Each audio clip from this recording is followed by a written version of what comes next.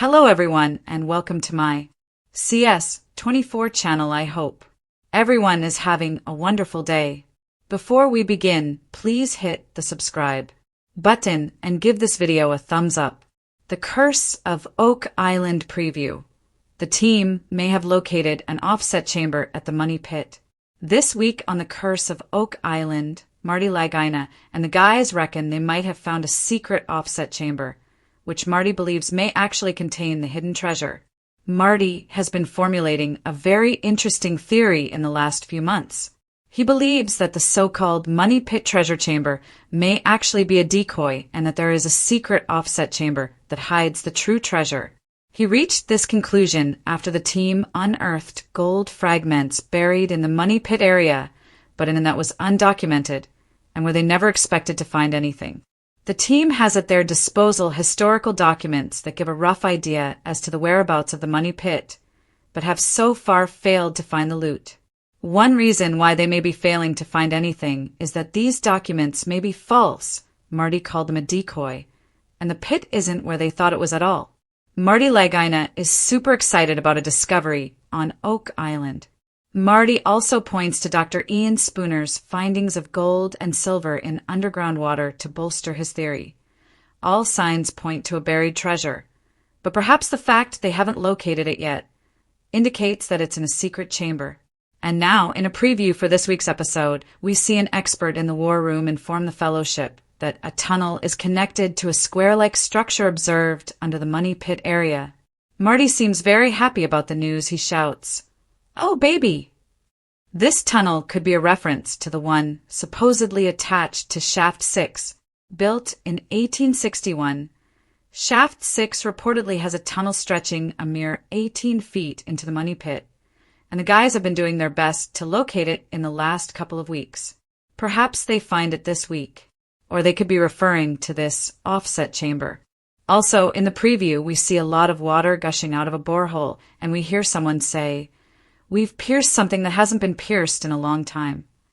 Rick asks, "The famous offset chamber?" To which geologist Terry Matheson responds, "Exactly." This all sounds very promising. The team clearly reckons they found something big, hopefully a secret chamber. Fingers crossed it contains the treasure. Oak Island team continues searching for a ship in the swamp. In recent weeks, the team has started digging up the swamp in the hope of finding an ancient ship buried below the murky surface.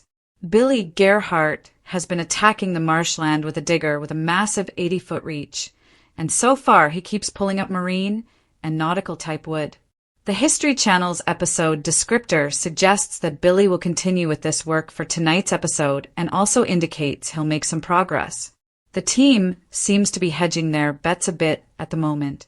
They are confident that they'll find something at the Money Pit soonish.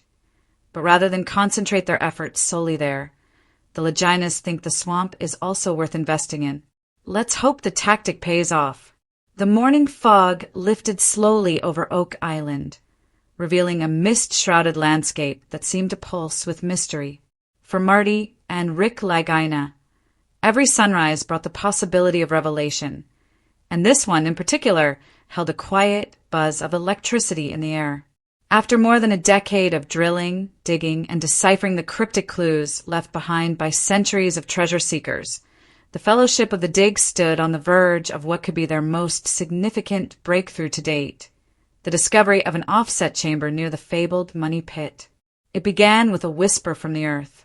Earlier in the week, geophysical surveys conducted near the garden shaft had returned anomalies, distinctive voids almost perfectly aligned with known points in the original Money Pit, but shifted slightly to the southwest. Dr. Ian Spooner, ever the scientific sleuth, had described the data as highly promising, suggestive of a man-made cavity. Craig Tester, deep in analysis, cross-referenced the results with historical shaft locations and previous failed excavation attempts. What he found was shocking.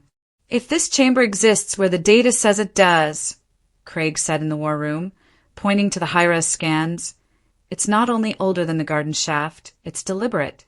It's offset." A stunned silence followed, broken only by the rustling of blueprints. An offset chamber, a hidden vault constructed deliberately away from the main shaft, would explain why so many previous expeditions ended in failure. Booby traps, flood tunnels, misleading platforms. Perhaps the real treasure had never been directly beneath the money pit at all, but just beside it. Rick's eyes gleamed with restrained hope. If the original depositors wanted to ensure the treasure stayed buried, they'd hide it behind the illusion of centrality. We've been digging straight down when we should have been thinking sideways. With fresh urgency, the team mobilized.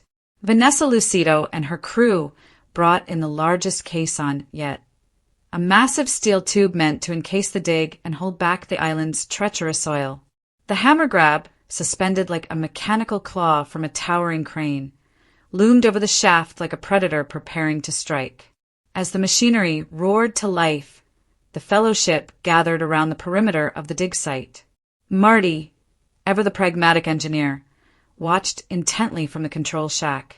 Rick, philosophical and steady, stood closer to the edge, as if willing the island to yield its secrets. And then it happened. On the second day of digging, the hammer grab pulled up something extraordinary. Not just wood, but worked timber, square-cut, and aged far beyond any modern debris. The wood was waterlogged, blackened, and unmistakably old.